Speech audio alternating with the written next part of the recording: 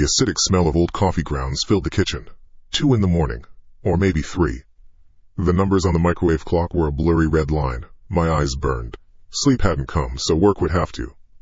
I measured out a scoop of dark roast, the tiny black pebbles rattling into the filter like gravel on a coffin. The machine gurgled to life, a low, churning sound in the otherwise quiet apartment.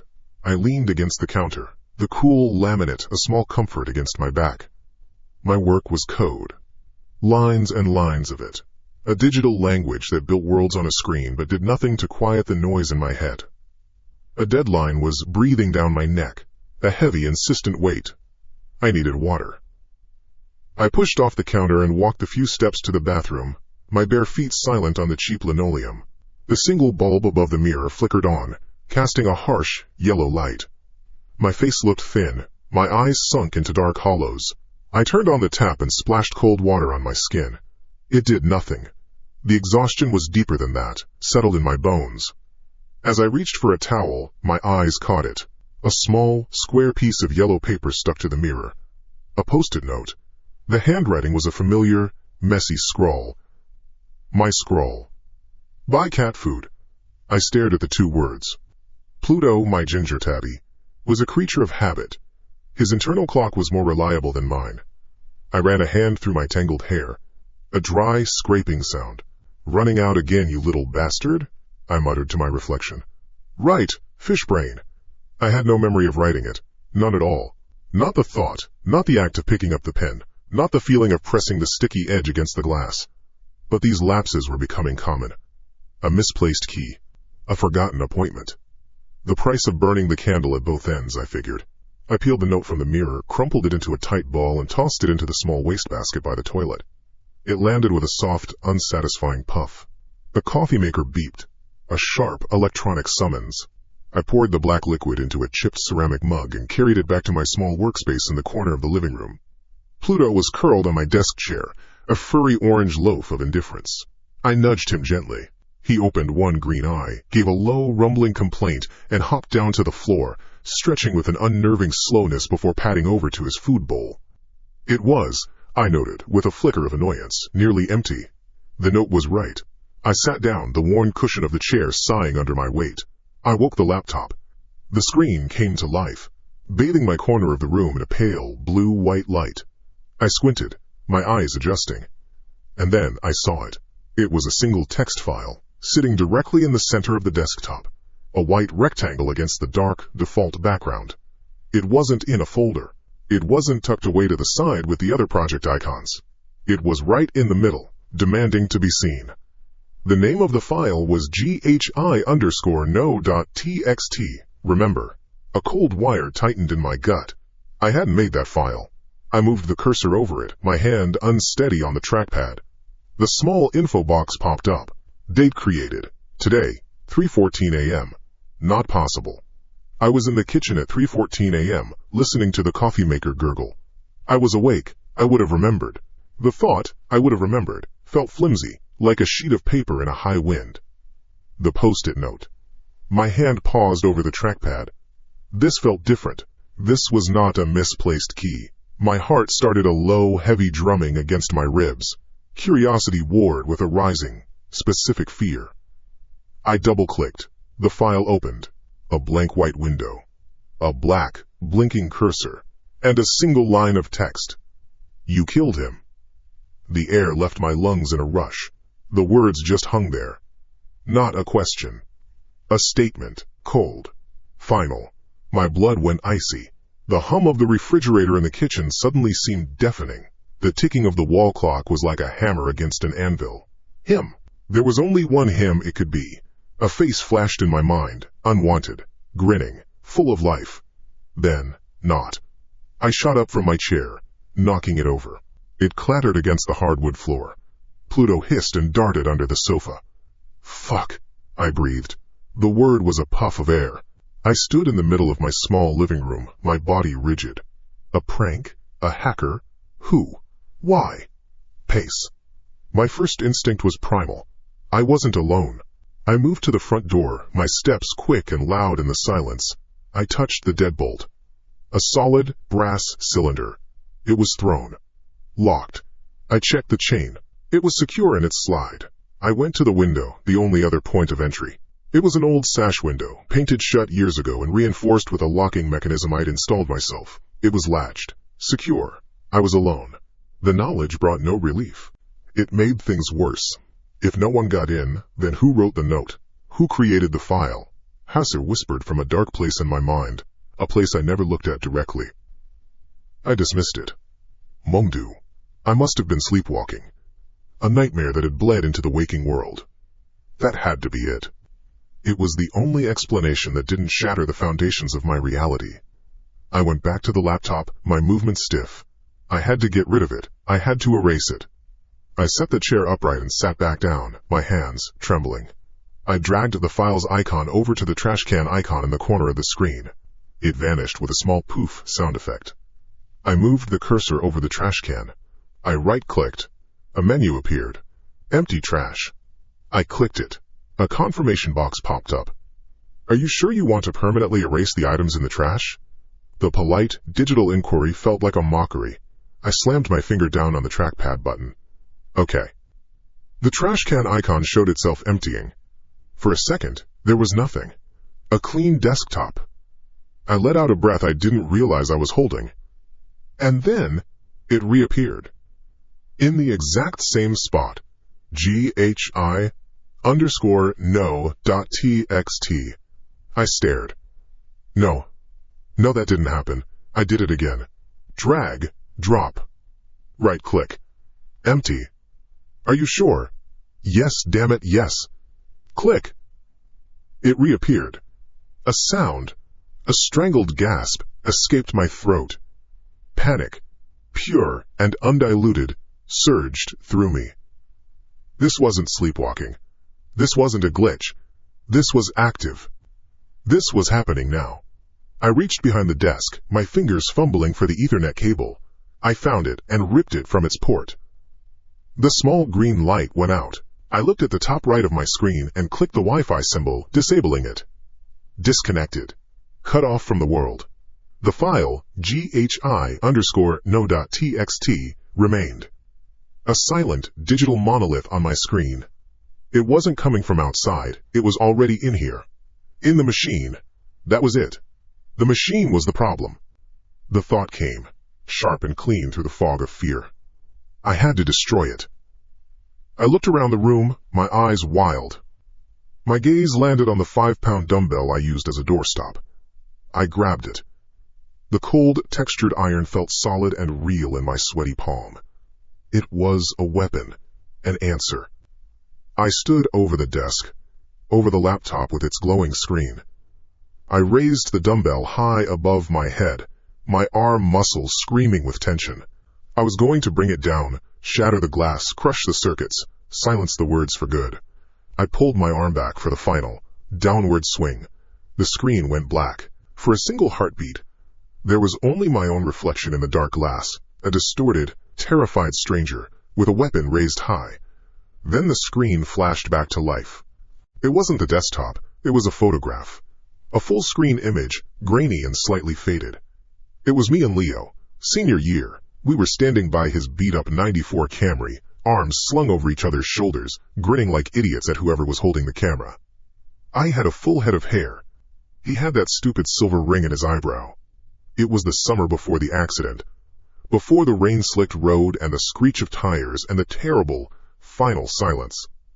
My arm went limp. The dumbbell felt impossibly heavy. It slipped from my grasp. It hit the hardwood floor with a deafening crash that shook the room. The sound echoed, loud and violent. Pluto shot out from under the couch and bolted into the bedroom.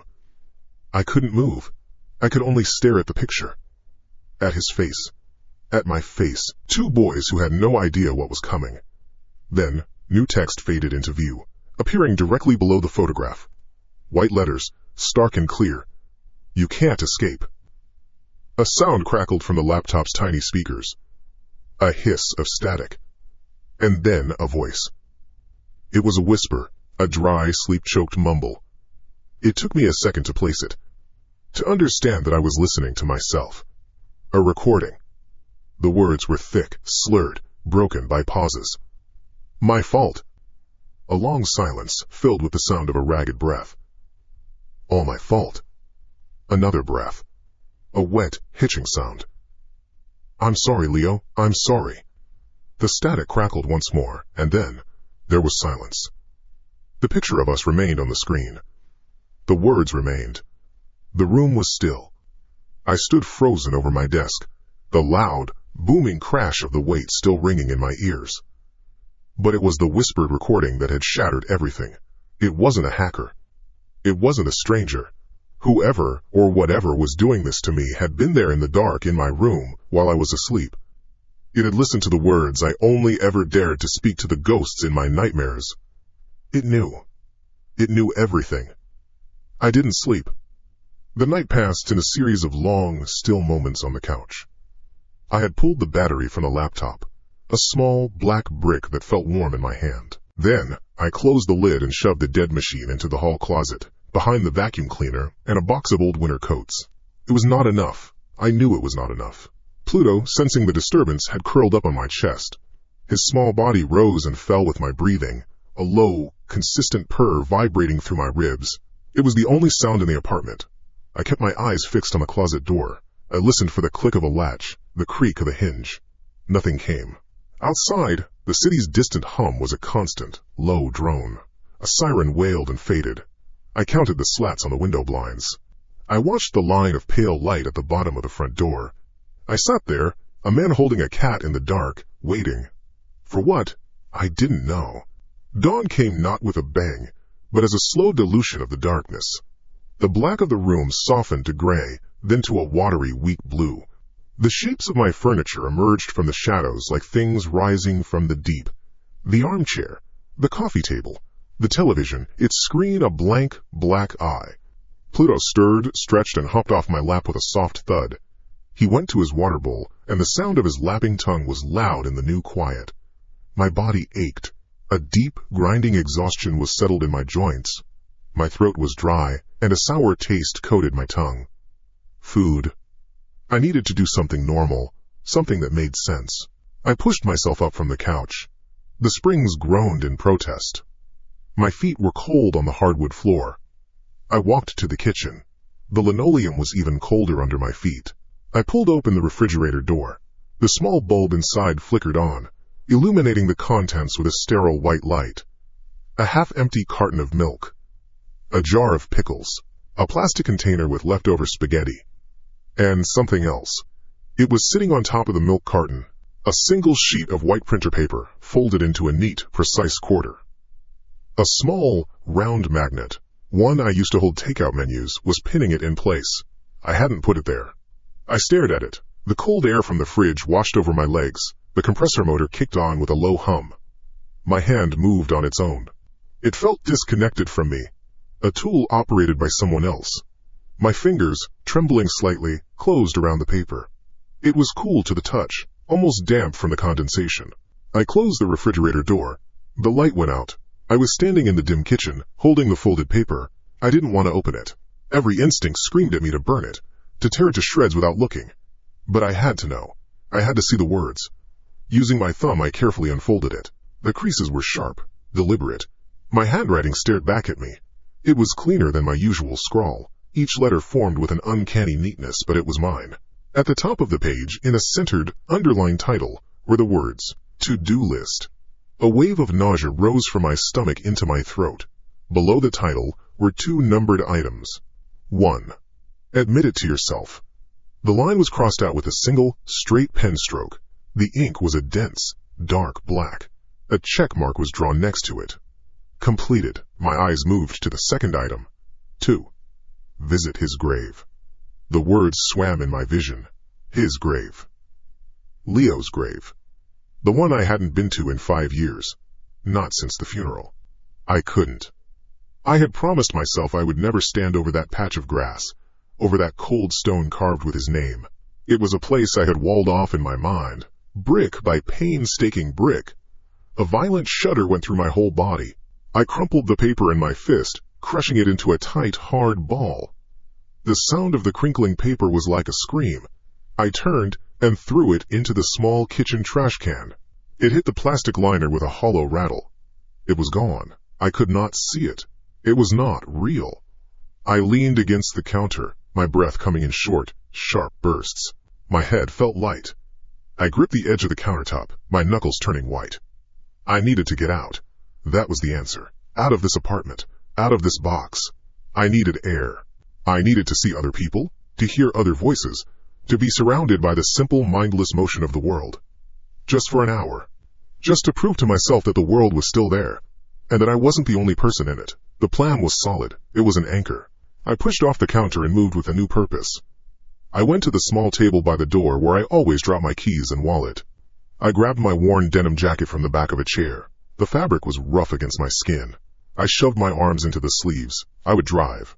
I would drive until the gas tank was empty if I had to. I thrust my hand into the right pocket of the jacket, feeling for the familiar jagged shape of my car keys. My fingers closed around something else. It was smooth. And flat. Paper. A cold dread, sharp and immediate, pierced through me. I pulled my hand out of my pocket. Lying in my palm was the to-do list. The crumpled ball of paper I had thrown in the trash was now perfectly, impossibly smooth, as if it had been pressed under a heavy book. The 4 neat creases were still there. The words were still there. 2. Visit his grave. A choked sound escaped my throat. I threw the paper to the floor as if it were on fire. It fluttered down, landing face up by my feet. I didn't put it there. I couldn't have. I watched it go into the trash. I heard it land. My heart hammered against my ribs, a wild drumbeat. I fumbled with my other pocket, my fingers clumsy and stupid. Empty. I checked the pockets of my jeans. Nothing but my wallet and some lint. The keys. Where were the keys? I looked at the small table again. Not there. I looked on the floor. Not there. My gaze swept the room in a frantic search and stopped at the front door. And I saw them.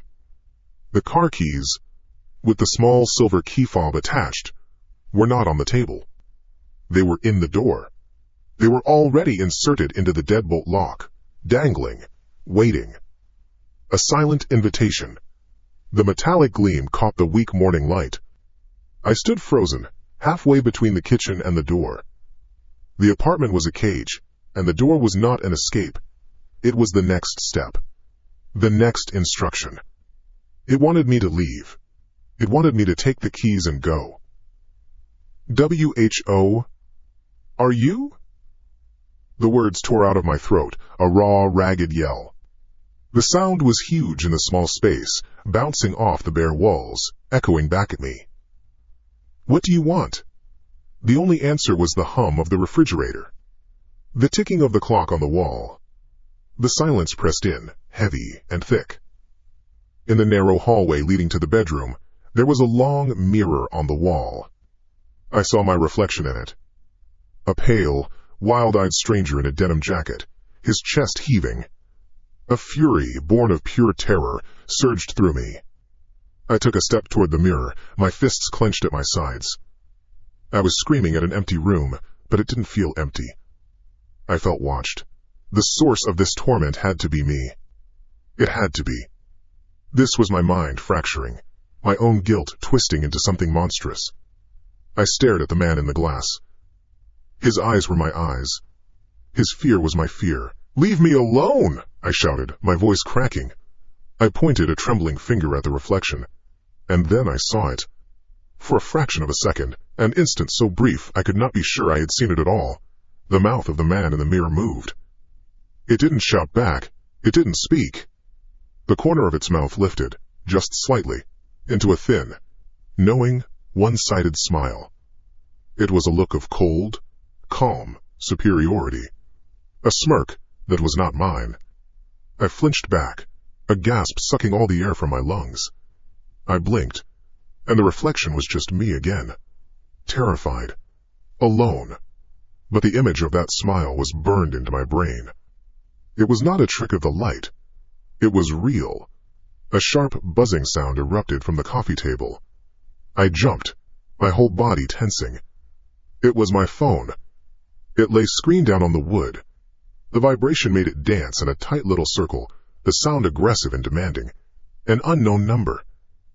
My hand shook as I reached for it. I swiped to answer, but it wasn't a call. It was a text message. A picture was loading. A slow-moving bar crawling across the top of the screen. I held my breath. The image resolved. It was a screenshot. A Google Maps route. A blue line snaked through a grid of familiar streets, starting at a blue dot labeled Your Location and ending at a red pin dropped in the middle of a large green expanse, Green Lawn Cemetery. Below the map, a single line of new text appeared. Go now. Don't make me ask a third time. The hum of the engine was a low, steady vibration that seemed to run up the steering column and into my bones.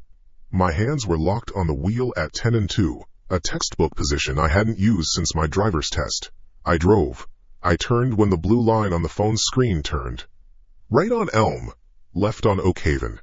The names of the streets were meaningless, they were just instructions. The phone sat on the passenger seat, its screen a bright, accusing eye in the gray morning light. My body was a machine being operated by a map. The entrance to Green Lawn Cemetery was marked by 2 heavy-looking stone pillars and an iron gate that was permanently open. I turned the car onto the narrow asphalt path that wound between the rows of an unnerving, uniform green. The grass was too perfect. The stones were too clean. It felt like a showroom for the dead. The phone screen showed the red pin pulsing a short distance ahead. I followed the path, gravel crunching under the tires. The sound was too loud here. I stopped the car where the map told me to stop. I killed the engine. The following silence was immediate and heavy. For a long moment I just sat there, my hand still gripping the wheel. I could see it from the car. A simple granite headstone, no different from the dozens around it, about 50 yards away. I didn't need to read the name, I knew the shape of it. I knew the way the grass grew, a little thinner at its base. Getting out of the car felt like lifting a tremendous weight. Each movement was a negotiation. My foot on the gravel. My hand on the cold metal of the door. The air was cool and damp and smelled of cut grass and wet earth. I closed the car door, the soft click echoing across the manicured lawns. I didn't want to walk over there.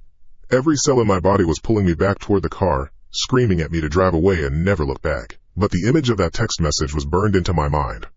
Don't make me ask a third time. My feet moved, one in front of the other. The grass was soft under my shoes. I kept my eyes on the stone, watching it grow larger. The details sharpened. The chiseled edges. The block letters.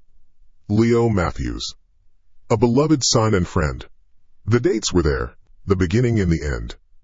5 years. It had been 5 years since I stood on this patch of earth. My throat closed up. My chest felt tight, as if a steel band were being cinched around it. I stopped a few feet away, unable to get any closer.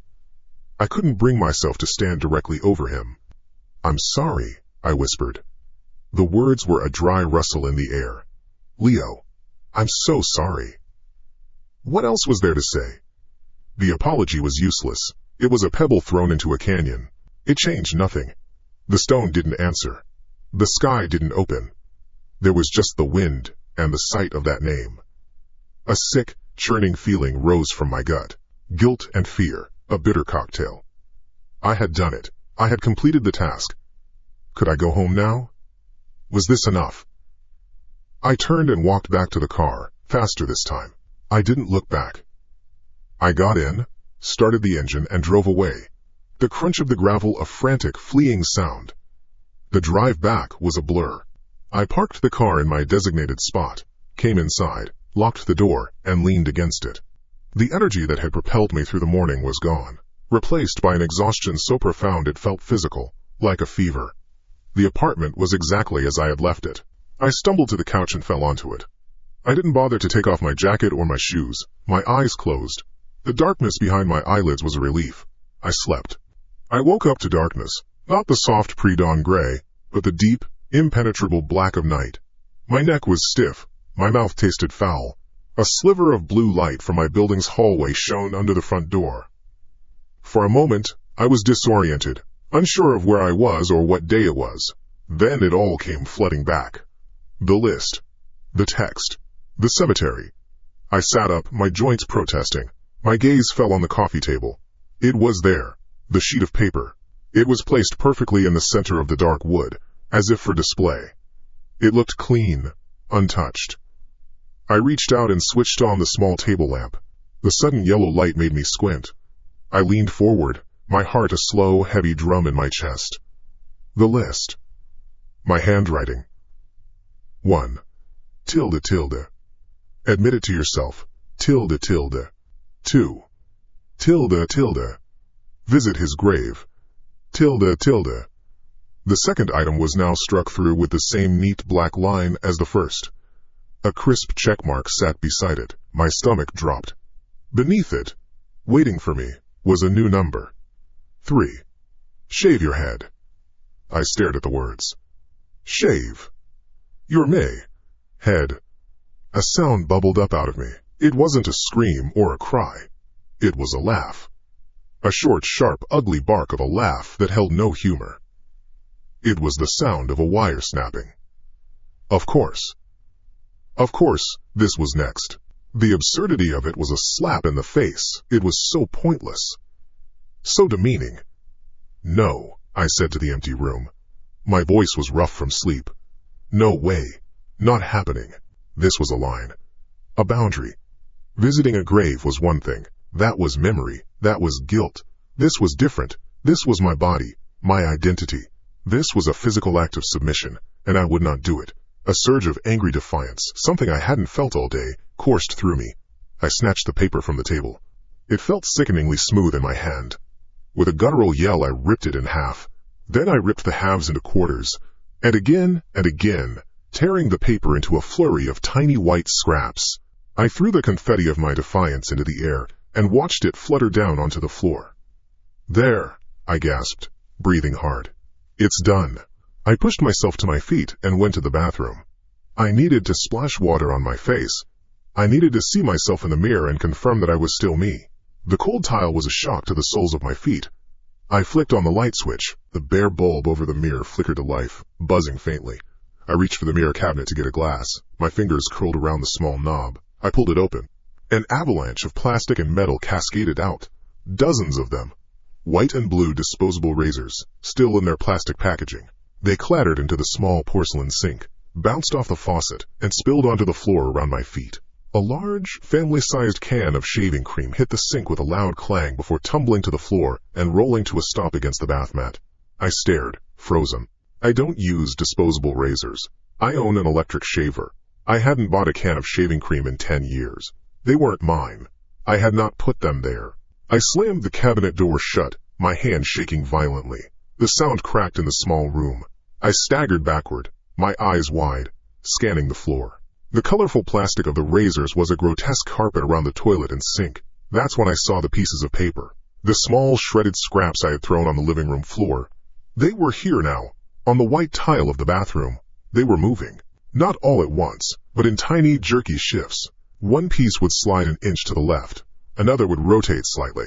They were arranging themselves, coalescing on the floor like iron filings drawn by an unseen magnet. A slow, silent, impossible reassembly was taking place at my feet. A hand I could not see was putting the puzzle back together. I fell back against the wall. A strangled noise caught in my throat. I slid down the cool paint until I was sitting on the floor, my legs splayed out in front of me. I looked at my hands. They were trembling, shaking so hard I couldn't control them. This isn't real, my mind screamed. This can't be real. Then it happened. My right hand stopped shaking. It went still. Slowly, with a terrifying steadiness that was not my own, it moved. It reached down toward the pile of razors on the floor. No, I breathed. My left hand shot out and grabbed my right wrist, trying to stop it. It was like trying to stop a steel cable. A bizarre, horrific struggle began on my own lap. My left hand, my real hand, desperately pulled and clawed at my right. But the right hand was impossibly strong. It moved with a relentless, mechanical purpose, dragging my frantic left hand with it. It was my arm, my muscle, my bone, but it was not under my command. I was a passenger in my own body. Stop! I screamed, the sound tearing from my lungs. I was pulling at my own arm with all my might, gritting my teeth, sobbing. Please, stop! The right hand's fingers closed around one of the blue disposable razors. It lifted it from the floor. My left hand scrabbled uselessly at the fist that was now clenched around the plastic handle. The right arm began to rise, lifting the razor. It was a slow, deliberate motion. I watched in absolute horror as my own hand brought the small, sharp blade up, toward my face, toward my hair. I thrashed my head from side to side, a trapped animal. The right arm moved with my head, unwavering. The razor held steady, its edge glinting in the harsh bathroom light. I saw my own eyes in the mirror, wild, pleading, broken. The cold edge of the plastic guard touched my scalp just above my ear. And then, nothing. Blackness swallowed me whole. I came to on the cold floor. The side of my face was pressed against the tile. A low, continuous hum came from the light fixture above. A dull, throbbing ache pulsed through my skull. My body felt heavy, used. I pushed myself up slowly, my arms weak and shaky. I caught my reflection in the mirror, and I didn't recognize the person staring back. My hair was gone, all of it, hacked away in rough, uneven patches. My scalp was a mess of pale skin, dark stubble, and angry red lines where the blade had scraped too deep. A thin trickle of blood ran from a small cut behind my ear down the side of my neck, a single bright red track. I lifted a hand, my own hand this time, and touched my head. The feeling was alien. The rough, prickly stubble, the tender skin. It was real. It had happened. My eyes drifted from my mutilated reflection to the surface of the mirror itself. The to-do list was there. It was stuck to the glass, perfectly smooth and whole. 4 neat strips of clear tape held it in place. I stared at my handwriting. 3. Tilde. Shave your head. Tilde. The line was there. The checkmark was there. A job. Completed. The beanie was rough against my scalp. It was a cheap, black acrylic thing I'd had for years, stuffed in the back of a closet. Now, it was my only skin. I tugged it down, pulling the folded edge low over my ears, covering the red lines and the ragged stubble. My reflection in the dark screen of my laptop was a specter, a man with a covered head and deep shadows where his eyes should be. I kept the lights off. I had not opened the blinds in what felt like a day. Or 2. Time was a smeared line. My fingers moved on the keyboard. The clicks were tiny, sharp sounds in the dim room. I typed words I did not want to see. Dissociative identity disorder, fugue state, schizophrenia with command hallucinations. The search results filled the screen with clinical language, case studies, forums where desperate people traded stories of lost time and fractured selves. I read about alters, about integration, about medication. I tried to fit my experience into these neat boxes. It was a flimsy shield against the truth of the reassembling paper and the weight of the razor in a hand that was not my own. The thought that I was simply breaking, that my own mind was the architect of this misery, was both a comfort and a deeper kind of horror. It meant there was no monster in the shadows. It meant the monster was behind my eyes. The exhaustion was a physical weight. My joints ached. My skull throbbed from where my head had hit the floor. I pushed away from the laptop and walked to the small bookshelf in the corner. I had bought a few books on psychology years ago, a failed attempt to understand the guilt that had burrowed into my chest after the accident. My fingers traced the spines. The Man Who Mistook His Wife for a Hat. Trauma and Recovery. I pulled out a heavy textbook, its cover, a bland institutional blue. Abnormal Psychology, an overview.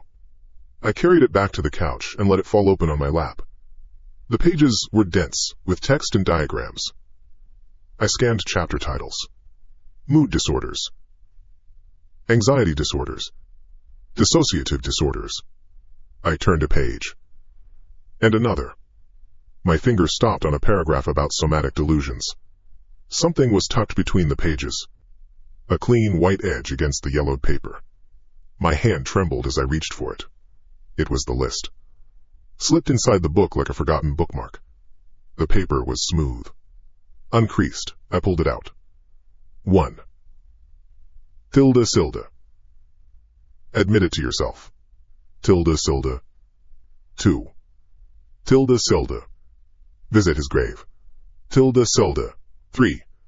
Tilde. Shave your head. Tilde. Shave your head. Tilde. And beneath the third completed item, a new line had appeared. Number 4. In my own neat, cursive handwriting. 4. Feel his pain. The words didn't make sense.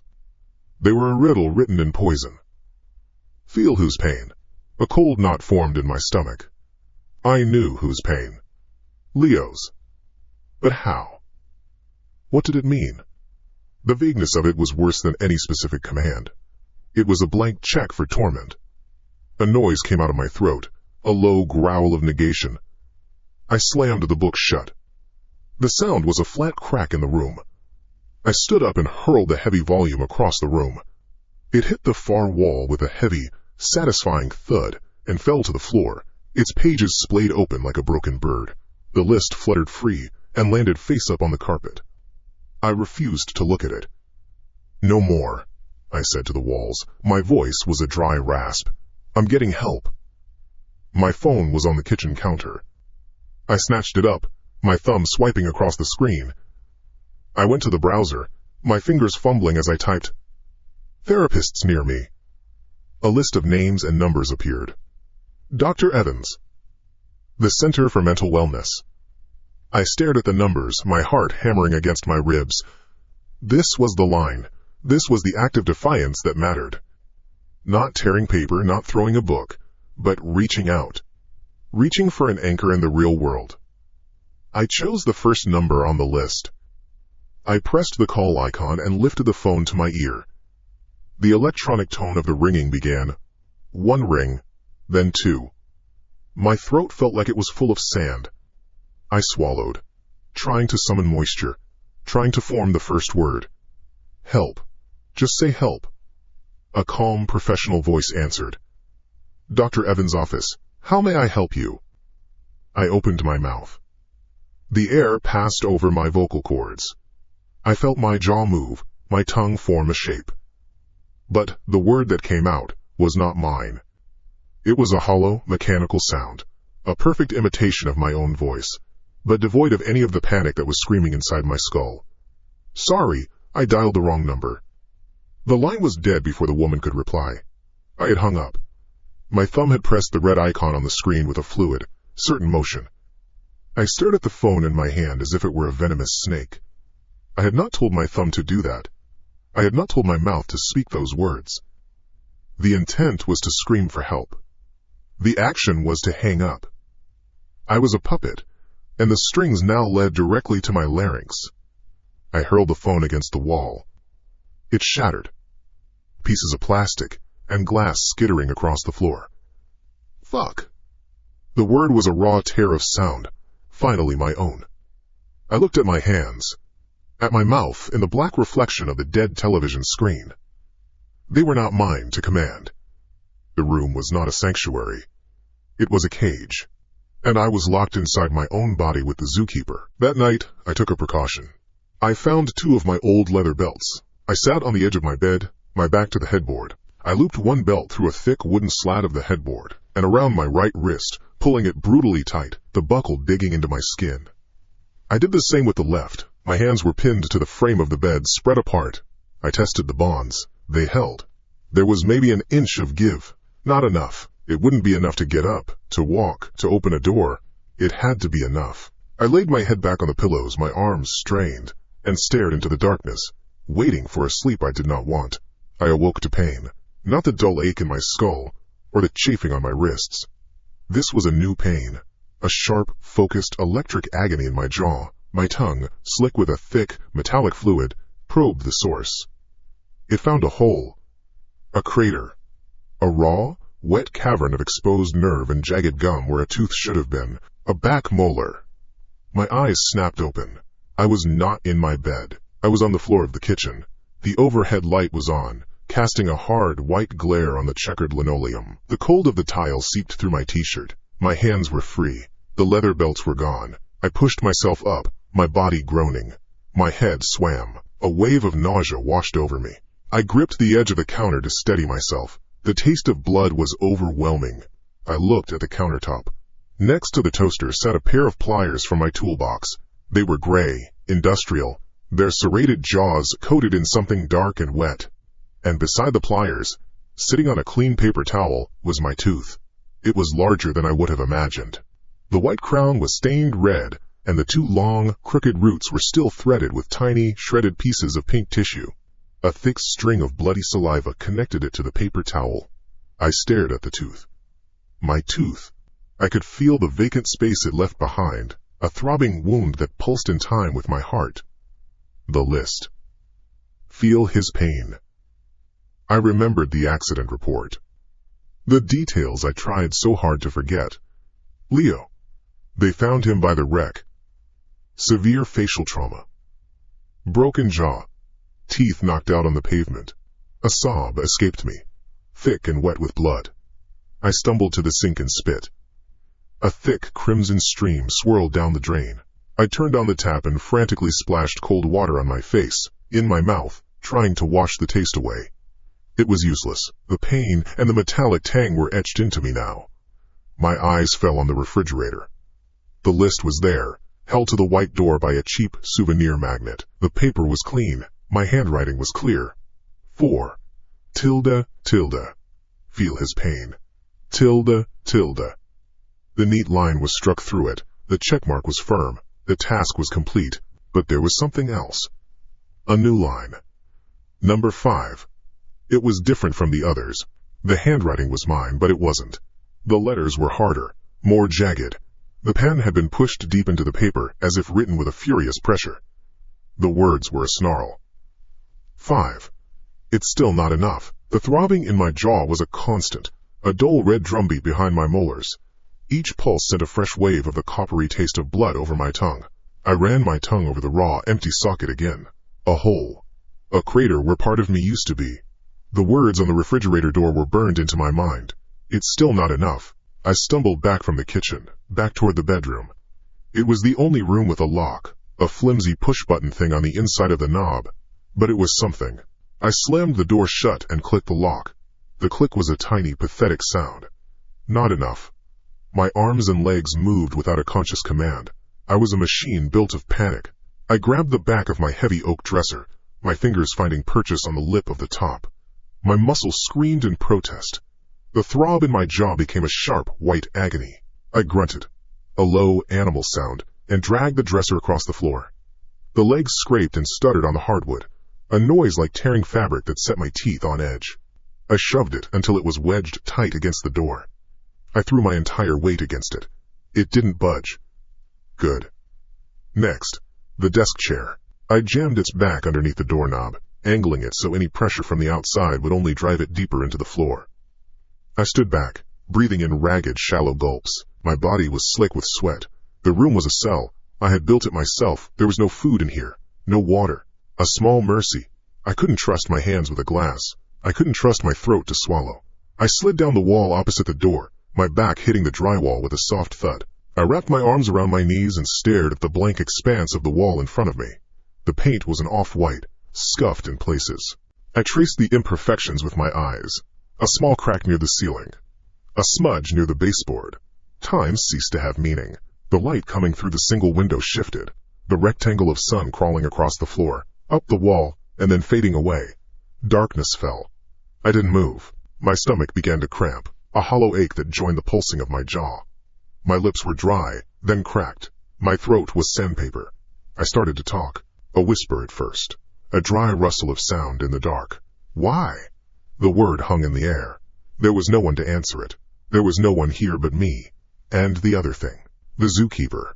The butcher who used my hands. What do you want? I asked the wall. My voice broke. It was an accident. I live with it every day. Every single day. What more do you want? Silence. The silence was an answer. It wanted more. It always wanted more. The list was not a path to atonement. It was a staircase leading down. My eyelids were heavy, weighted down with lead. My head lolled forward, my chin hitting my chest. The pain in my jaw was a distant thing now, a piece of background noise. The hunger was a faint echo, only the exhaustion was real. It was a thick, syrupy liquid filling my veins, my muscles, my bones. It pulled me down. I slumped sideways against the floor, my cheek pressed to the cool wood. Sleep took me like a hood pulled over my head. I was in a space with no floor, no walls, no ceiling. A thick, complete blackness pressed in on all sides. I was not floating, I was simply held in place. There was a pressure here, a weight like being at the bottom of the deepest ocean. A low hum vibrated through me, not a sound I could hear with my ears but a feeling in my bones, in the fillings of my teeth. It was the hum of immense patient hunger. A shape formed in the black. It had no outline, no defined edges. It was a patch of deeper darkness, a tear in the fabric of the void. It radiated a cold that had nothing to do with temperature. It was the cold of absolute indifference. It got closer, or I got closer to it. I couldn't tell. Words formed in my mind, not spoken, but planted there like seeds of ice. The debt is not paid. The voice was 1,000 whispers at once, dry as autumn leaves skittering across pavement. A tooth for a tooth. A life requires more. It knew about Leo. It knew about the guilt that I had carried like a shroud for years. It was not just inside my head, it was inside the guilt itself. It fed on it. The vessel is weak, the whispers continued, a current of thought that flowed through me. We must make it stronger. We must empty it. To make room. The hum intensified. The feeling of hunger became immense, a yawning need that threatened to consume me. I felt a pulling sensation, as if my very consciousness was a thread being unspooled from my body, drawn toward that patch of living darkness. I awoke with a gasp, my body convulsing on the floor. My heart hammered against my ribs, a wild bird trapped in a cage. My t-shirt was soaked through with a cold sweat. The room was dim, the pre-dawn light, a dirty gray through the window. Something was on my chest, a piece of paper. It rested right over my heart. I knew what it was before my trembling fingers touched it. The list. I sat up, my back screaming in protest. I snatched the paper. It wasn't the same. There was no new numbered item, no checkmark. The entire surface, from edge to edge, was covered in writing. No, not writing. Symbols. They were intricate, jagged, drawn in the same furious black ink as the last line. They looked like nothing I had ever seen. They were part calligraphy, part insect anatomy, part tangled wire. They coiled and twisted into each other, forming a dense, unreadable tapestry of malice. They looked like scripture for a religion of pain. As I stared, my eyes struggling to focus in the weak light, they seemed to move. The lines squirmed. The sharp points seemed to pulse, like the legs of a centipede. It was a trick of the light, of my exhausted mind. It had to be. I looked away, squeezing my eyes shut. I could still see them, burned onto the back of my eyelids. The air in the room felt different. It was heavy. Breathing took effort. A pressure built in my ears, the same pressure from the dream. I looked around the room. The corners were dark, filled with shadows that seemed deeper than they should be. The space under the bed. The closet door, slightly ajar. The shadows were not still. They seemed to breathe, to shift and swell in my peripheral vision. When I turned to look at them directly, they were just shadows. But the feeling remained. I was not alone.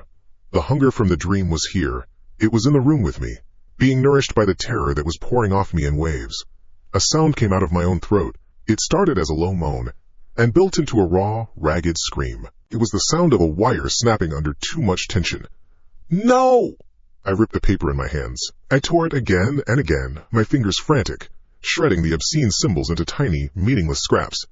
The paper felt strangely thick, resistant, like tearing leather. I threw the confetti of black and white into the air. They fluttered down around me like dead moths. I scrambled to my feet, my legs unsteady. I stumbled toward the dresser, the one that held the mirror. I needed to see my face.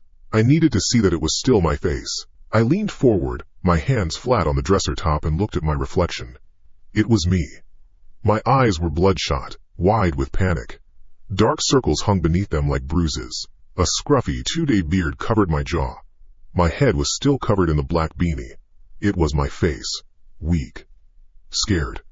Then I watched it happen. The man in the mirror blinked, but I did not. His eyes, my eyes, changed. The pupils dilated, swallowing the irises, until they were two pools of flat, polished black. The skin of the face seemed to pull taut, stretching over the bones of my skull, making me look gaunt, predatory. And the mouth. My mouth. It peeled back from the teeth. It didn't stop at a normal smile. It kept going. The corners of the lips stretched impossibly wide, pulling up toward the ears, creating a hideous crescent-shaped gash in the face. It was a grin of pure, unadulterated cruelty. It was not the face of another personality. It was not human. It was the face of the thing that took my tooth. It was the face of the hunger in the room, looking out at me through my own eyes. It knew I could see it. The grin widened. The scream that had died in my throat was reborn as a roar of pure rejection. I pulled my right arm back and threw my entire body into the punch. My fists connected with the smiling face in the mirror. There was a loud, explosive crack like a gunshot in the small room. The glass didn't shatter into pieces. It spiderwebbed out from the point of impact, 1,000 fractured lines racing to the edges of the frame. A sharp, blinding pain shot up my arm from my knuckles to my shoulder. I fell back, clutching my hand, and collapsed onto the floor amidst the scraps of the torn list. I curled into a ball, cradling my wrist, my breath coming in painful sobs. I squeezed my eyes shut. The image of that smile was seared into my vision. After a long moment, the pain in my hand subsided to a fierce, rhythmic throb that matched the one in my jaw. I slowly uncurled. I opened my eyes. Blood was trickling from my knuckles, dripping onto the hardwood floor. 2 of them were bent at an unnatural angle. Broken. My gaze fell upon the shards of the shattered mirror, still clinging to the frame. They reflected the room in 100 broken angles. A sliver of the ceiling. A distorted piece of the window. The barricaded door. My eyes stopped on a larger piece of glass near the floor, about the size of my hand. It had fallen from the mirror and landed face up. It wasn't reflecting the ceiling or the floor where I lay. It was reflecting the wall. It showed the dresser. It showed the mirror above it, perfectly whole, without a single crack. And it showed me standing in front of it. I was not on the floor. I was not clutching a bleeding broken hand. I was standing straight, my posture relaxed. My reflection looked down at its right hand, the knuckles red and bloodied. Then it looked back at the mirror. And it smiled. A small, satisfied smile, all its own. The reflection did not fade. It stood there in the shard of glass on the floor, an image of a man I was not. A man standing, whole, looking at his work with a small, tight curve of the lips that was not a smile.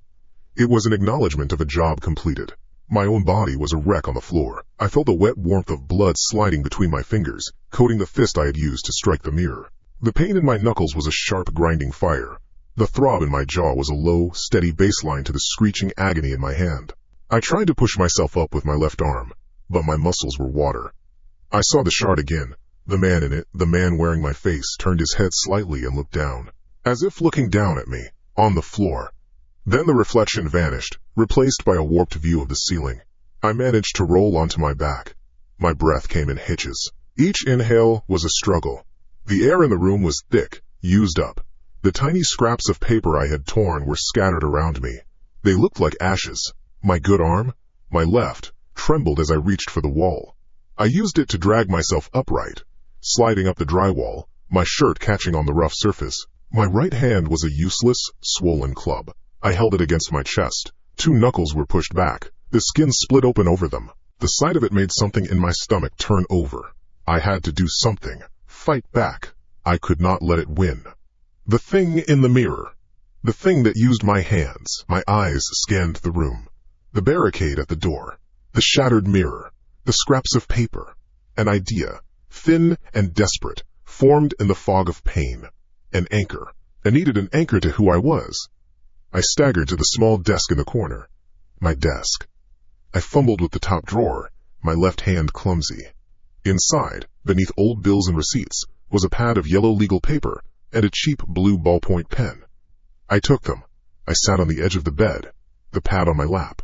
My left hand felt alien holding the pen. My writing was a shaky, spidery crawl, the writing of a child or an old man. But the words were what mattered. I wrote on the first sheet, "My name is Nam." I ripped the sheet from the pad. The sound was loud in the room. I stumbled to the wall opposite the bed and used a piece of tape from the desk drawer to stick it there, at eye level. I went back. A new sheet. It was an accident. Leo. I didn't need to write more. I knew. I taped this one to the inside of the closet door. Another. You are not real. I stuck this to the back of the bedroom door, right above the chair I had wedged under the knob. Another. You do not control me. This one I placed on the dresser, over the largest remaining piece of the mirror. My reflection was a fractured chaos behind the words. I kept going. The simple act of forming the letters, of stating facts, was a small rebellion. It was a shield. I was building a fortress of paper and ink. I filled a dozen sheets. I put them everywhere. on the window pane, on the lampshade, on the headboard of the bed. They were assertions of my own existence, a desperate attempt to wallpaper over the cracks in my own mind. When I was done, I collapsed onto the bed, surrounded by my own shaky handwriting. My broken hand throbbed. The pain was real. It meant I was real. I held on to that thought and let the darkness take me. When I awoke, the first thing I saw was the note on the lampshade. A line had been drawn through my words.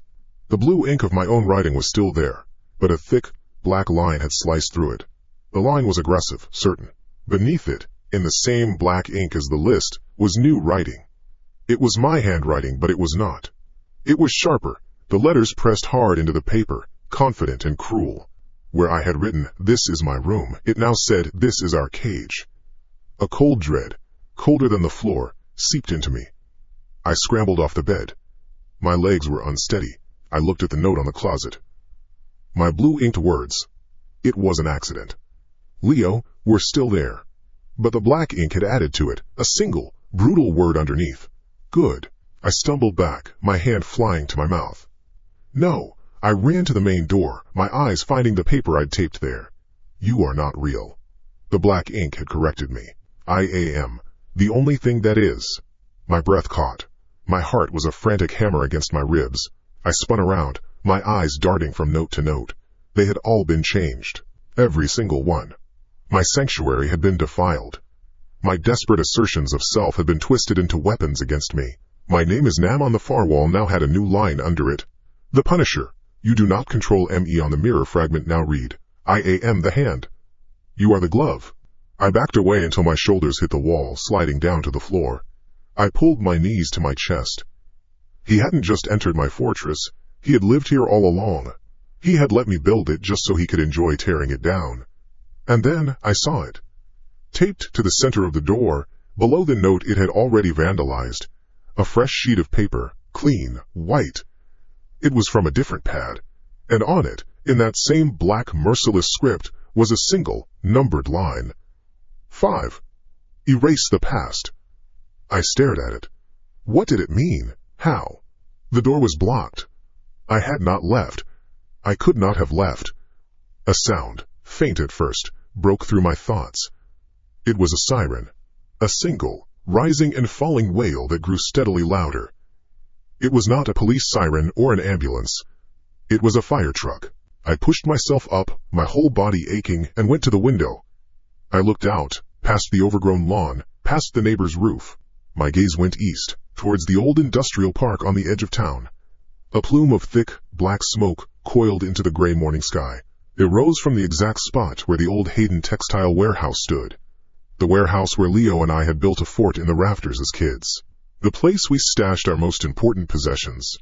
A box of baseball cards. Our first slingshots. A photo of us with his dad's fishing boat. Our entire shared history, packed away in a rotting cardboard box. I didn't need to see the flames. I didn't need a news report. A cold certainty settled in my gut. I knew what was burning. I knew who had lit the match. My body had done it. While I slept, it had unbarricaded the door, walked out into the night, and carried out its orders. Then it had returned, reset the barricade, and left the new list item for me to find. A receipt for its work. The smoke was a black stain against the clouds. My past was turning to ash. I felt nothing. No sadness. No anger. Just a profound, hollow sense of inevitability. My knees gave out.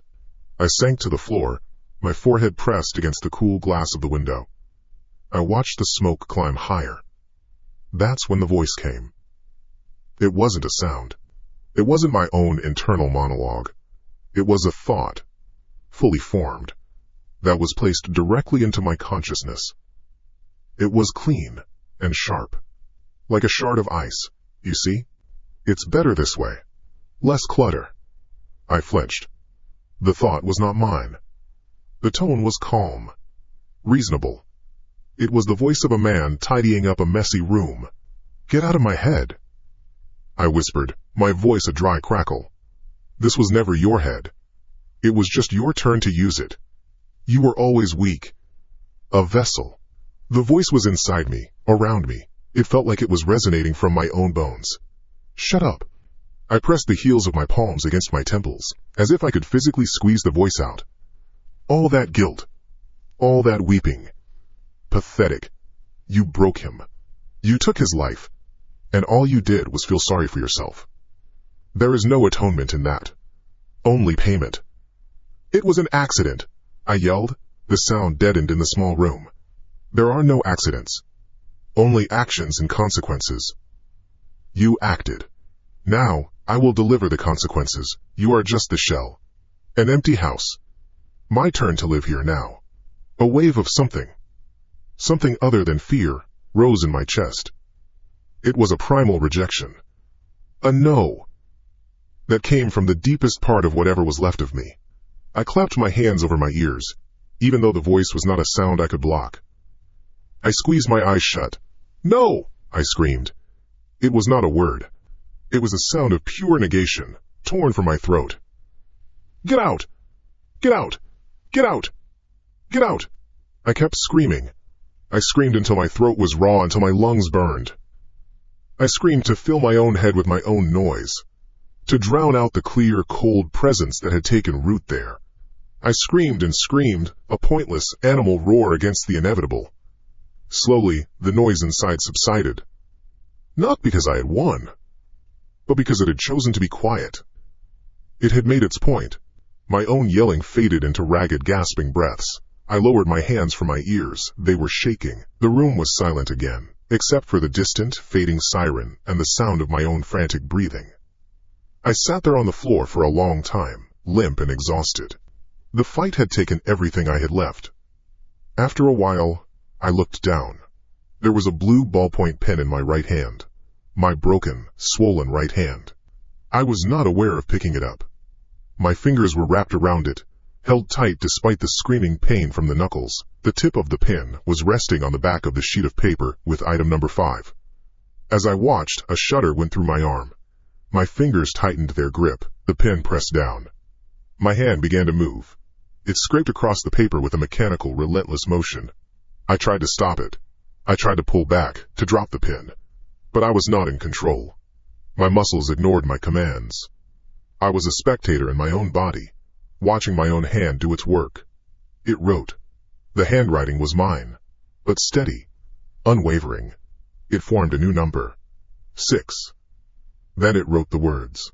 Make them hurt too. The pen stopped. My hand relaxed its grip, and the pen rolled from my fingers, clattering onto the floor. I stared at the words. My eyes traced the letters my flesh had just formed. Them. The word hung in the air. There was no ambiguity. It didn't mean the world. It didn't mean strangers. It meant Leo's parents. It meant his sister. I looked at my hand, the one that had held the pen. The blood on the knuckles had dried to a dark crust. It was not my hand anymore. It was a tool. It was a weapon. And it had just been given its next target. The words on the paper were a brand. Make them hurt too. My gaze fell from the sheet to my right hand. It rested on my knee, the swollen knuckles, a landscape of purple and blue. The dried blood, a dark crust over the broken skin. It didn't feel like a part of me. It was a foreign object, a piece of machinery that had been grafted to my wrist. My own muscles had moved it. My own fingers had gripped the pen. I was the engine for my own destruction. A denial, fierce and useless, clawed its way up my throat. No, I would not. I scrambled up from the floor, the room tilting. This body would not be used for that. Not for them. Not the Gables. The thought of their faces, Mr. Gable's quiet strength, Mrs. Gable's kindness that never wavered even after Leo, was a physical blow. The last anchor to a world where I wasn't a monster. And now it wanted to cut the rope. I had to stop myself. I had to build a better prison. My eyes landed on my phone, sitting on the nightstand. A conduit. A weapon. I snatched it with my good hand, my left. I didn't look at the screen. I didn't want to see their names and my contacts. I turned and hurled it against the wall. It hit with a flat crack and slid to the floor. The screen a spiderweb of fractured glass. It wasn't enough. It could be fixed. It could still work. I lurched over to it, scooped it up, and threw open the window. I flung it out into the overgrown weeds of the backyard. Gone. Good. What next? The computer. The internet. I ripped the laptop from the desk, letting it clatter to the ground. In the kitchen, I rummaged through the junk drawer, past old rubber bands and takeout menus. Pliers. My fingers closed around the cold metal. I went to the wall where the coaxial cable came in from outside, connecting to the modem. I gripped the cable. It was thick, resistant. I squeezed the pliers with all the strength in my left hand. The rubber sheath gave way with a groan. I squeezed harder, gritting my teeth. A snap. The copper wire inside severed. The small green light on the modem flickered and died. I was cut off. I stalked back to the bedroom. The door. The chair wedged under the knob was not enough. I dragged the heavy dresser, my good arms straining, my feet skidding on the wood floor. I pushed it until it scraped against the door, blocking it completely. I stood back, breathing hard, sweat trickling down my temples. I was trapped. I had trapped myself. My heart hammered against my ribs, a wild drumbeat in the sudden quiet. I won't do it, I said aloud. The words were a thin shield against the presence in my own skull. I am not that. I won't let you. I sank onto the edge of the bed, my broken hand cradled to my chest. I sat there as the gray light of morning bled into the full light of day, and then faded again into the deep blue of twilight. I did not move. I did not sleep. I just repeated the words in my head, a desperate mantra. A prayer to a God that wasn't listening. I fought every twitch of my muscles, every stray thought. I was a guard on a watchtower, and the enemy was already inside the walls.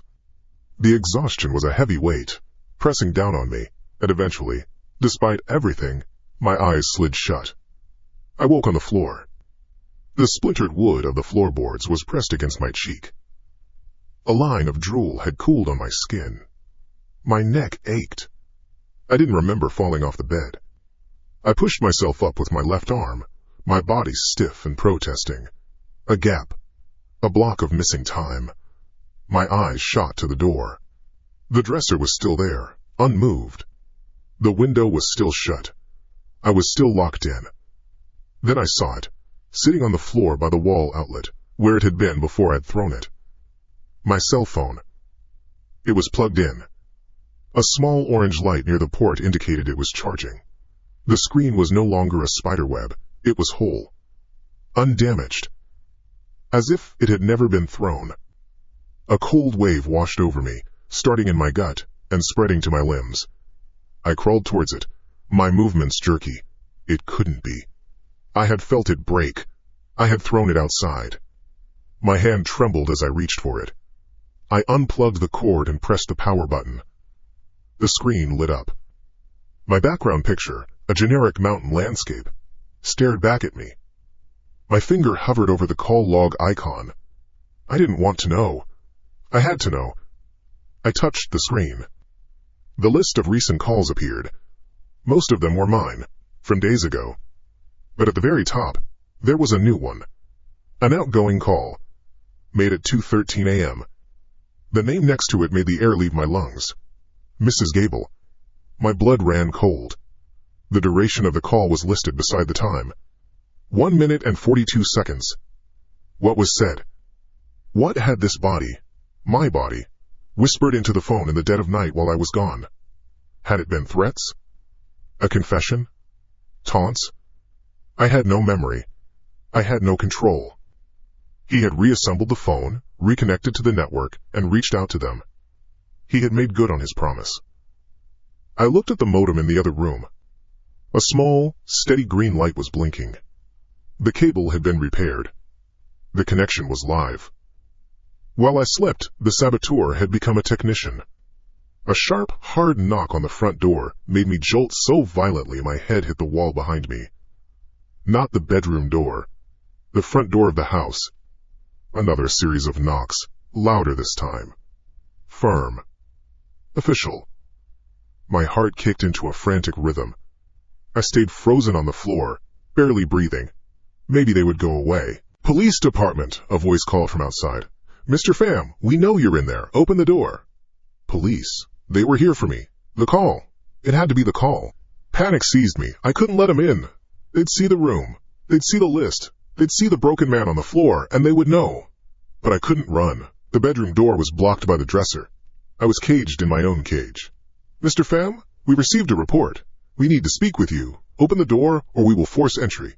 I had no choice. My legs were numb as I got to my feet.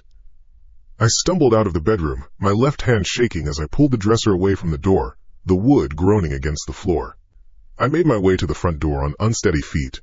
My reflection in the hall mirror was a stranger, wild-eyed, pale, a dark bruise blooming on his jaw. I took a breath. I turned the knob. 2 officers stood on my porch. One was older, with a weathered face and tired eyes. The other was younger, his jaw set, his hand resting near the butt of his sidearm. They looked at me, then took in the state of the house behind me. I knew what they saw. A disheveled man in a neglected house. "Are you Nam Pham?" the older one asked, his voice even.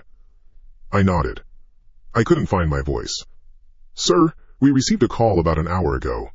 From Mrs. Gable. She reported a threatening phone call. The call came from your number." There it was.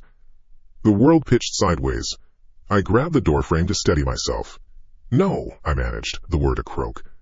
"No, I didn't." She said the man on the phone sounded distressed, the younger officer said, his eyes narrowing. "She said he was talking about her son, Leo, saying things needed to be paid for, that he was going to make things right." My head was swimming. The words were a confirmation of my worst fears. He had spoken to her. He had used Leo's name. "It wasn't me," I stammered, my voice cracking. "I swear. I was asleep. My phone. It wasn't working." My explanation sounded feeble, insane, even to my own ears.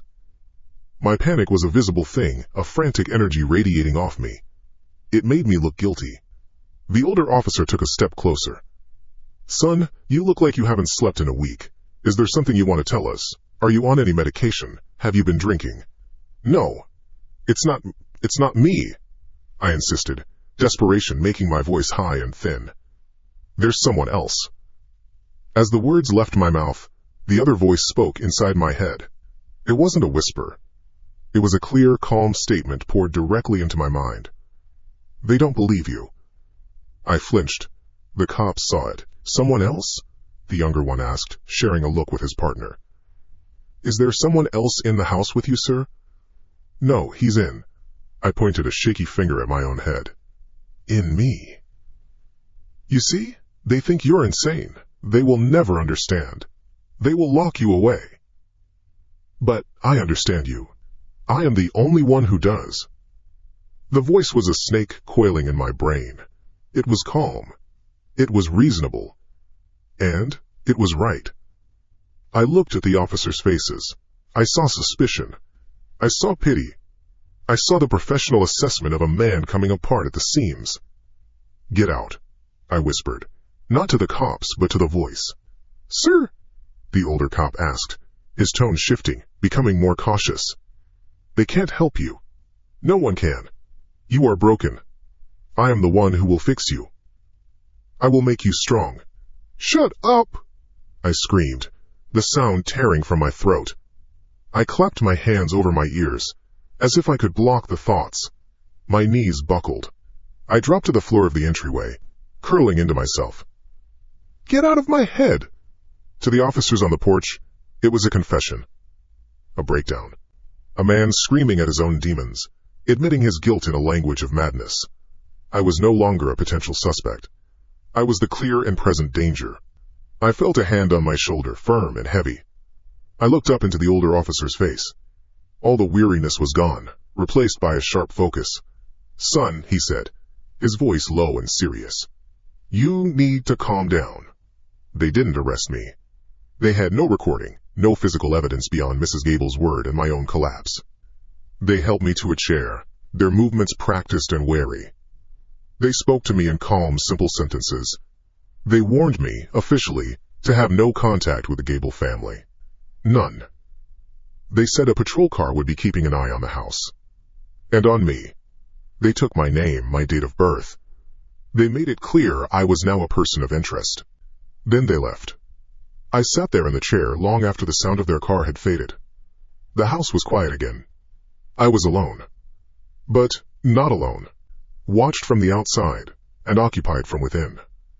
The fight was over. I had lost. After a time that had no measure, I lifted my head. My gaze traveled across the messy living room, through the doorway, and back into the bedroom I had tried to turn into a fortress. It fixed on the far wall, on the collection of papers taped there, on the list. My eyes found the single sheet of white paper. A thick, declarative black line had been drawn through the sixth item. Tilde, 6. Make them hurt, 2. Tilde. The task was complete. The circle had been tightened. My last lifeline to the outside world, to people who once cared for me, was now a source of fear. They would lock their doors now, because of me. My eyes dropped to the space below the crossed-out line. The pen had been there again. My hand had moved again. There was a new number, a new command, written in the same merciless script. 7. Cut all ties. The command was a shard of ice in my gut. 7. Cut all ties. My gaze swept the room. The overturned chair. The useless dresser pulled away from the bedroom door. The dead modem. I had tried. I had already tried to cut myself off. But this felt different. This wasn't about cables and phones. It was about threads of flesh and blood. A soft scrape of claws on wood drew my attention. A small, ginger cat padded out from under the sofa. Leo. He blinked at me with his wide, green eyes, then let out a small, questioning meow. He was the only sound in the house that wasn't mine. The only living thing I had allowed to stay. He was a stray I'd started feeding months before the accident, and after, when everything else fell away, he had just remained. A simple, warm weight against the cold. My breath caught. All ties. I knelt, and he trotted over, rubbing his head against my leg, his purr a low rumble I could feel through my jeans. I scooped him up with my good hand, cradling him against my chest. His fur was soft. He smelled of dust and sleep. He was real. This warmth was real. No, I whispered, the word a dry leaf in my throat. Not you. He was my only tie left. The thought was a jolt of electricity. He knew it. He had made me call Mrs. Gable, severing that connection with a blade of fear. He had brought the police here, branding me unstable, turning my last link to a normal past into a chain of suspicion. Now, there was only this. This small, breathing creature, the last anchor. It makes you weak, the voice stated in my mind. It was not a hiss or a threat. It was a clinical observation. I held Leo tighter. His small body was a shield. For me, or for him, I wasn't sure. I carried him into the kitchen. My first thought was simple. Food. Water. The basics. A routine. I could fight this with routine. The metal water bowl was on its side, a small puddle soaking into the warped linoleum. His dry food, a small pile of brown pellets, had been swept from its dish and ground into the floor with the sole of a shoe. My shoe. I saw the faint print of the tread. I looked down at my own feet. The trash can was open. On top of the junk mail and empty cans was the rest of the bag of cat food, its side torn open, the contents spilled among the coffee grounds and greasy paper towels. A warning. A clear and simple message. A demonstration of what my own hands could do when I wasn't looking. Panic, cold and sharp, drove me into motion. I had to get him out. I couldn't protect him in here. Not from me. A shelter. Any shelter. I found the plastic cat carrier in the back of a closet, the one I had used once to take him to the vet. It was dusty. I wiped it clean with the sleeve of my shirt. Leo watched me, his head tilted. He hated the carrier. It's okay, I said, my voice thin. It's okay, boy. He must have heard the tremor in my voice. When I reached for him, he darted away, hiding under the kitchen table. My heart pounded against my ribs. It was a clock, ticking down. I got on my hands and knees, my body aching. My reflection in the dark oven door was a haggard stranger. I cornered him, grabbing him gently but firmly. He struggled for a moment, letting out a distressed cry, his claws scratching my arm. I didn't care. The small cuts were nothing. I pushed him into the carrier and snapped the grated door shut. He paced inside the small plastic box, meowing, his cries echoing in the house. The sound was a drill boring into my skull. "I'm sorry," I told the carrier. "I'm saving you." I picked it up. My left hand, my good hand, was slick with sweat. I walked to the front door, my steps heavy. Outside was freedom for him, and a deeper isolation for me. It was a fair trade. I reached for the doorknob. My fingers brushed against paper. It was taped to the center of the door, at eye level. The list. 7. Cut all ties. The number and the words were circled. A thick, angry ring of red ink. Like a target. My eyes were fixed on it. My hand was frozen, inches from the knob. I tried to command my fingers to close, to turn the brass mechanism. They refused to move. The muscles in my forearm were stone. It was like trying to bend a steel bar with my bare hands. The harder I tried, the more rigid my arm became. The meows from the carrier grew more frantic. He could feel it. The wrongness. "You see? You can't even leave." The voice was smug. "This place is ours now. And that sound is a distraction, an attachment. You can't be made strong with attachments." "Let me go," I grunted, my teeth clenched. I put my other hand, the broken one, on my left wrist, trying to force it to move. Pain shot up my arm, but it was a distant signal. The paralysis was absolute. I was a prisoner, held in place by my own sinew and bone. My body was the cage, and the jailer was inside me. I dropped the carrier. It hit the floor with a loud clatter. Leo shrieked. The sound broke something inside me. A dam of desperation burst. This was no longer a negotiation. It was a fight. "No!" The word was a raw sound torn from my lungs. My right hand, the one that had held the pen, shot up. It grabbed the front of my shirt, twisting the fabric into a tight knot. The other part of me, the part that was still me, fought back. My left hand grabbed my right wrist, trying to pull it away. My body became a battlefield. I stumbled backward. A grotesque parody of a dance. My own arms locked in a struggle. "Stop being weak," the voice commanded, cold and severe. "End it." My right hand broke free. It swung. Not at the cat. At me. My knuckles, still swollen and bruised, crashed into the side of my head. The impact was dull and sickening. The room tilted violently. I fell, my shoulder hitting the wall hard. The cat carrier rattled on the floor. Lying on the floorboards, I felt the shift. The control over my right arm wasn't just influence anymore. It was total. It was an alien limb, and it had its own agenda. It started to crawl, dragging the rest of my body with it, toward the carrier. Toward Leo. "Don't," I sobbed, tears and saliva mixing on my cheek. "Please, just leave him alone." My left hand, my only remaining soldier, scrabbled at the floor. It found a splinter of wood from the broken door jamb. A desperate, useless weapon. As my right hand reached for the latch on the carrier, I drove the splinter into the back of it with all my might. The pain was clean and sharp. A flash of white. My right hand recoiled, spasming. It didn't stop the intent, but it bought me a second. I used that second. I rolled, throwing my entire body weight to the left. I was fighting myself for inches. My legs kicked out, a frantic drumming against the floor. My right hand came for me again, fingers clawing for my face, for my eyes. My left hand met it, and my fingers locked together. I was trying to break my own grip. The strain was immense. The muscles in my neck and back screamed. A low growl escaped my throat, an animal sound of pure effort. I was stronger. He was stronger. We were the same. The veins on my forehead stood out. I could feel the blood pounding in my ears, a frantic hammering rhythm that matched the cat's terrified cries. I slammed the back of my own head against the floor. Once. Twice. The shockwave of the impact rattled my teeth. The world flickered. For a moment, the iron grip on my right arm loosened. It was all I needed. With a final gargantuan effort, my left hand won.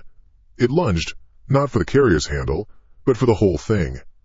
I got my fingers underneath it and shoved. It slid across the wood floor, stopping at the front door. I scrambled to my feet, my body a symphony of agony. I grabbed the doorknob. This time, there was no resistance. The latch clicked. I pulled the door open. The cool night air hit my face. I kicked the carrier.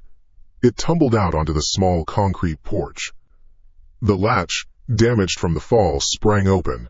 A flash of ginger fur. He was gone.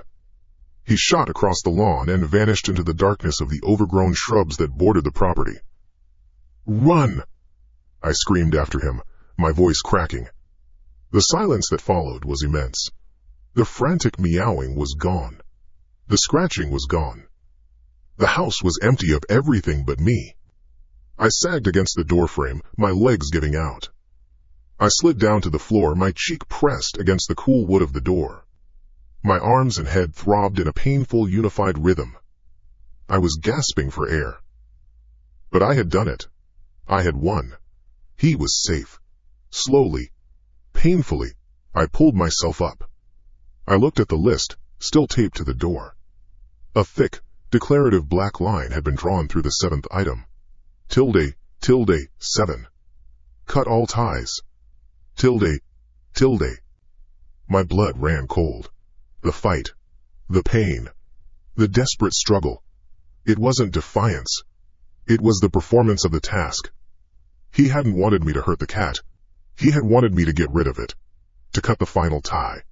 And I had done it for him. My victory was his victory. My eyes dropped to the space below the crossed-out line. The ink was still fresh. It glistened in the dim light from the living room. A new number. A new command. Written in the same, merciless script. A final instruction. 8. Erase the weak one. The command was not a scream. It was a statement of fact, etched in the air. 8. Erase the weak one. My body was a dead weight against the doorframe. The night air was a cold sheet on my sweat-slicked skin. The world outside the open door was a mass of black shapes and deeper shadows. The house behind me was a tomb. I had won nothing. I had only followed the script. The struggle, the frantic scramble to save the cat. It had all been part of the task. He hadn't wanted me to harm the animal. He had wanted me to sever the connection myself, to feel the act of cutting the last anchor. And now, this. The final solution. Erase the weak one. Me.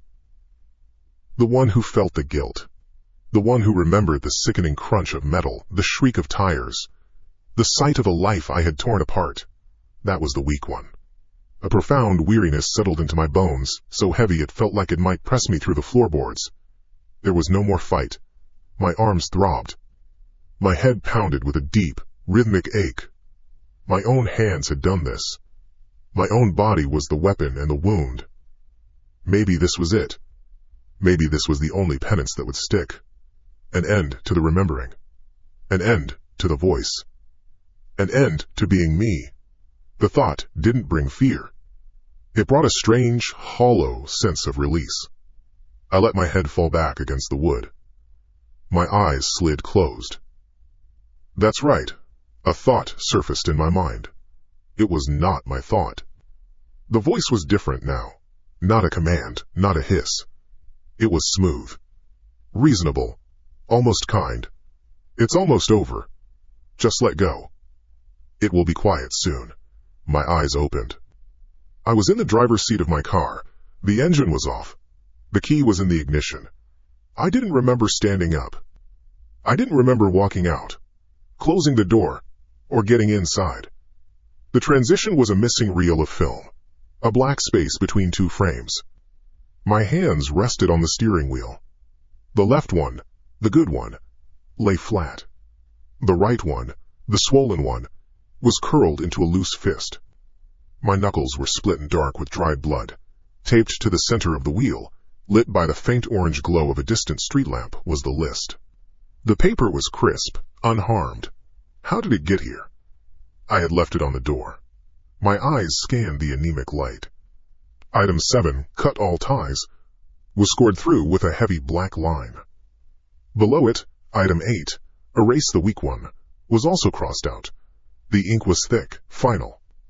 It hadn't been a command for me to act upon. It had been a declaration of intent. It was happening now. Beneath the crossed-out 8th item, a new one had appeared. Number 9. It was a single word, written in the same precise, unfeeling script. 9. Memory. I started the car. The engine turned over with a low rumble. My foot pressed the accelerator. The car pulled away from the curb, its headlights cutting a weak path through the suburban dark. I wasn't steering. My hands were on the wheel, but my arms moved with an intention that was not mine. I was a passenger in my own body. We drove through sleeping streets, past dark houses with manicured lawns. I didn't know where we were going. I didn't know if I had a destination. A click. The radio came on. Static hissed for a moment, then resolved into a song. A familiar guitar riff. A song about summer nights and cheap beer from years ago. A song that belonged to me and Mark. An image bloomed behind my eyes.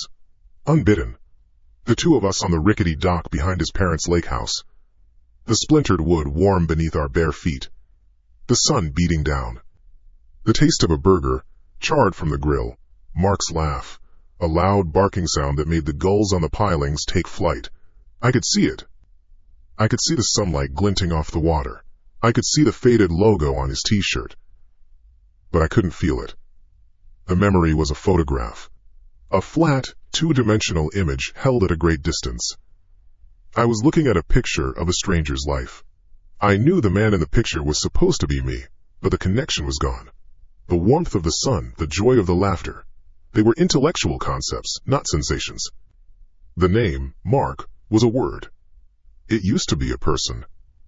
It used to be my best friend. The one in the other car. Now, it was just a label attached to a faded picture. A cold wave washed through me. My hands tightened on the steering wheel. This was it. This was the erasure. Not a quick death. A slow dismantling. An unwriting. He wasn't just killing me. He was unmaking me. He was pulling the threads of my past out, one by one, leaving nothing behind but an empty shell. No. The word was a dry rasp in my throat. I tried to focus, to fight, to hold on to something. My mother's face. I squeezed my eyes shut, trying to conjure her. I knew she had brown hair. I knew she wore glasses when she read. I tried to see her smile, the way her eyes crinkled at the corners. But the image was blurry, indistinct. It was like trying to remember the face of an actress from a movie I saw as a child. The details shifted and dissolved. Was her hair long or short in my last memory of her? Did she smell of lavender or soap? The facts were there, like entries in a database, but the feeling, the substance of her presence was a puff of smoke. Gone. The car continued to move, turning left onto a wider, emptier road. The streetlights became fewer and farther between. The cat. The small, warm weight. The rumbling purr. He was Ginger. His name was Leo. Yes, Leo. I held onto the name like a man clutching a piece of driftwood in a storm. Leo. I had pushed him out the door. I had saved him. The memory of his terrified cry in the carrier was sharp. The feeling of his claws scratching my arm was real. A recent memory. It was still mine. For now, the voice said, the tone smooth and patient. That will go too. All of it. It's just clutter. Fuck you, I whispered, the words trembling. I opened my eyes. We were on a highway now, moving fast. The dashboard lights cast a green glow on my hands. I had to grab something. Anything. I needed an anchor. A taste. A smell. My favorite meal. What was it? I searched my mind. Steak? Pasta? I remembered eating these things, but I couldn't recall the taste, the satisfaction. It was like reading a menu. Just words. Panic began to build, a buzzing deep in my chest.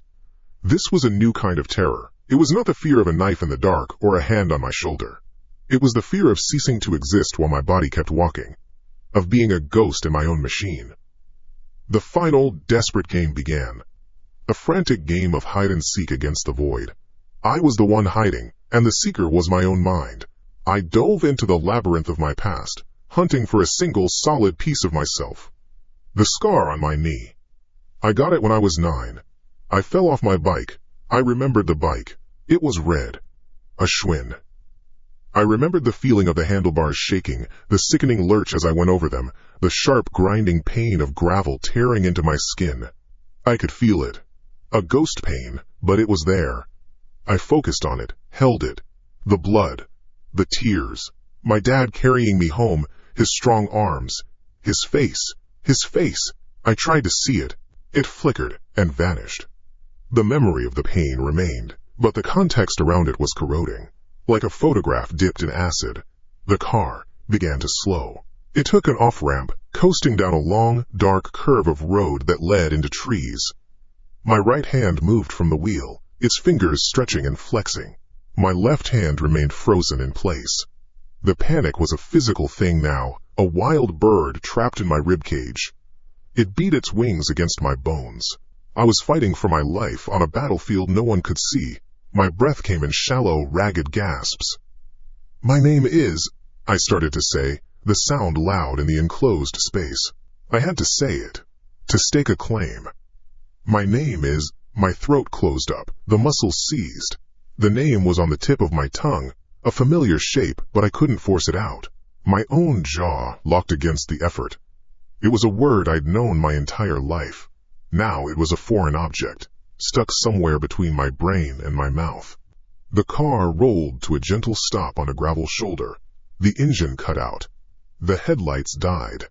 There was only darkness, filtered by the thin light of a distant moon. The only sound was the frantic pounding of my own heart, and then, slowly, that too began to subside. The wild bird in my chest grew still. The struggle was over. A deep quiet settled over me. It was not peace. It was a lack of signal. The frantic search, the desperate clawing for memories had stopped. There was nothing left to claw for. The guilt over the accident was gone. The fear of the list was gone. The image of Mark, my mother, the cat. All of it had receded, becoming distant, unimportant specks. I lifted my head. I looked out the windshield at the dark silhouettes of trees. I did not know this place. It held no meaning. Slowly, I turned my head and looked at the rearview mirror. A face looked back at me. A man's face. Late 30s. Unshaven. There was a bruise high on one cheekbone. The eyes were clear. They stared back at me, holding no emotion I could identify. There was no fear in them, no pain, no history. They were just eyes. The face was a stranger's. I felt no connection to it. My gaze drifted down to the passenger seat. The list was there, lying flat. Item number 9. Memory had a thick, confident line drawn through it, and below it, waiting patiently, was the final entry. Number 10. It wasn't a question. It wasn't a task to be performed through struggle. It was a simple, final instruction for the person now in control. 10. Forget his name. I was a ghost chained to a corpse, a consciousness trapped behind the eyes of a body that was no longer mine. It sat in the driver's seat of a car parked on a dirt shoulder, surrounded by the black shapes of trees. I saw what it saw. I felt what it felt. The coarse fabric of the seat against its back, the cool, smooth plastic of a pen held in its right hand. The hand was steady. My hand. His hand. The knuckles were scraped and dark with dried blood, but the fingers holding the pen were precise. They were positioned over the list, which lay flat on the passenger seat, illuminated by the cold, weak light of the moon. He was going to finish it. He was going to complete the final task. My final task. 10. Forget his name. I had no muscles to scream with. I had no voice to protest. I was a film being projected onto the back of a skull, a witness to my own execution. The hand, his hand, hovered for a moment. Not in hesitation. In savoring. He was enjoying this. The finality of it. The complete and total victory. Then, a flicker. A spark in the darkness of the machine. The smell of gasoline. The sharp, high-pitched screech of tires that goes on for too long. The world turning sideways. The night, the trees, the road, all of it a black and green smear outside the window. A sound like a giant fist crumpling a can. Then, the impact. My head hitting the side window, the world exploding into a web of shattered glass. The memory was always the same. A loop of guilt I had played for years. Me behind the wheel. Me, drunk and stupid.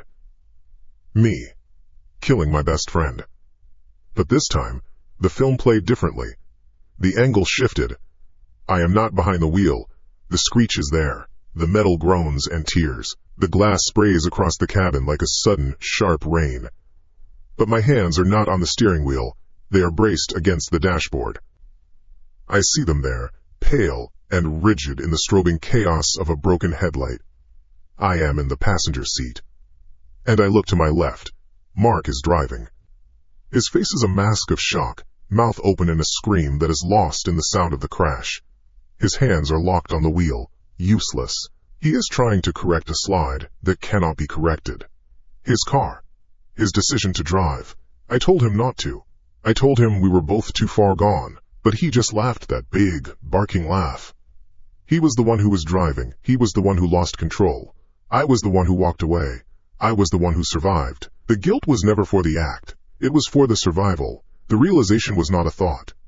It was a physical jolt, a current of ice water that shot through the ghost of my nervous system. Every piece fell into place with a series of hard, brutal clicks. He hadn't been born of my crime. He had been born of my weakness. The self-loathing, the years of punishing myself for a sin I never committed, that was the soil he grew in. The survivor's guilt was a crack in my foundation, and he had poured himself into it, hardening until he split me apart from the inside. He hadn't been a punisher. He had been a cure. A surgeon, cutting away the diseased part, the part that felt, the part that mourned. The part that was me. I saw the list with new eyes. It wasn't a series of random, cruel acts. It was a ritual. A systematic dismantling. 1. Clean the house. Erase the old life. 3. Break the mirror. Shatter my self-image. 7. Cut all ties. Isolate the subject. 8. Erase the weak one. Announce the final stage of the procedure. Each step was a calculated move to sever one of my connections to the world, to my past, to myself. Each completed task made him stronger and me weaker. He fed on my self-destruction, this predator I had cultivated in the darkness of my own mind. He had convinced me I was a murderer, so that he would have the justification to exist. He had turned my grief into his own personal forge, hammering me down until there was nothing left but this fading echo. The hand moved. His fingers tightened around the pen. I fought. I threw the last of my essence, the last dregs of my will, against the walls of my prison. It was like shouting at a vacuum. I strained against the immovable force that controlled my own limbs. The muscles in the arm tensed. It was his will against my memory. Move. Don't move. Move. Don't move. The pen tip touched the paper, right next to the number 10. A tiny black dot of ink appeared. The point of no return. No. I tried to summon my name. It was the last weapon I had. The one thing that was mine. It was a key, a sound, a piece of my soul. If I could just think it, just scream it into the interior of this space, maybe I could hold on. The pen trembled. A tremor ran up the arm. Was it me? A last, desperate surge? Did he feel me in there? I focused everything I had left on that single task. The name. My name. The first word my mother taught me. The name Mark used to yell across a baseball field. The name on my driver's license. The pen began to move. It dragged across the paper, a slow, deliberate motion. My name is... The words formed in the silent space of my mind, but my throat did not work. The muscles in my jaw were a block of cement. I pushed. I screamed. I clawed at the connection between brain and tongue, but the signal was dead. I was locked out of the control room. The black line scored through the words. Forget his name. It was a thick, confident strike. A closing statement. A period at the end of a life. In the second, the line was complete. Something snapped. The film projection flickered and died. The ghost in the machine dissolved. The witness was gone. There was only a quiet hum. A breath, deep and full. It was the first clean breath I had taken in years. The air filled my lungs, cold and sharp. The tightness in my chest, the constant companion of so much time, was gone. The buzzing behind my eyes had stopped. I blinked. My vision was clear. I saw the trees, the darkness between them, the pale curve of the moon. It was just a place. A location on a map. It held no power. My right hand unclenched, and the pen rolled from my fingers, falling silently onto the floor mat. My left hand rested on the steering wheel, solid and capable.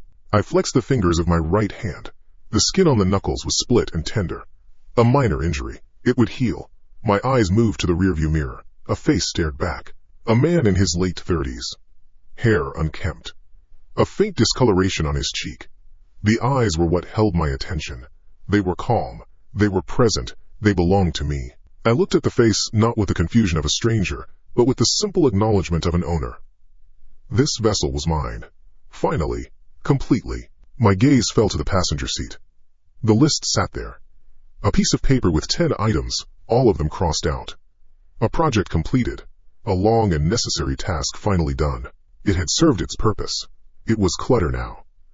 With a smooth, unthinking motion, I picked up the paper. I did not crumple it. I did not tear it. I simply lowered the window and let it go. The wind, a soft current in the night, caught it and carried it away, a pale ghost tumbling into the darkness. It was nothing. I took a moment, my hands on the wheel. I felt the engine, cold and waiting. I felt the road beneath the tires. I felt the vast, open potential of the night ahead. There were no ghosts here, no echoes, no guilt, just a clean slate, a quiet mind, a beginning.